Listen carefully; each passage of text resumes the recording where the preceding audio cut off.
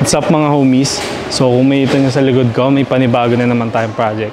Bagong-bagong Honda City RS na hatchback. So ang pinakabit sa atin ni boss is exhaust system tsaka yung custom headers. Yan. So kung makikita nyo dito, customize yung ginawa natin. So ginawa nating dual exit. Yan. So kinabitan natin siya ng dalawang HKS free flow na muffler kasi gusto ni boss is umingay yung auto niya. So kaya ito kinabit natin free flow na HKS. Yan. Tapos ito yung pinaka-Y pipe niya. Yan, 2 inches pipings. Yan, dapat symmetrical yan. Tapos dito naman, may mga laser cut flanges pa rin tayo para madali na lang yung maintenance kung may need tayo i-fix. Tsaka para maiwasan na rin natin na magkasingaw yung pinaka-exhaust system. Tapos dito naman, naglagay tayo ng resonator. Yan, dapat di natin ito tinatanggal kasi mawalan ng back pressure yung sasakyan. Pag tinanggal natin to, iingay na yung sasakyan pero wala siyang hatak. Yan, tapos pagdating naman dito, nagtanggal na rin tayo ng catalytic converter. Nagpalagay din si sir ng custom headers. So may flexible pipe tayo dito para masalo niyan lahat ng vibration na nanggagaling din sa makina natin.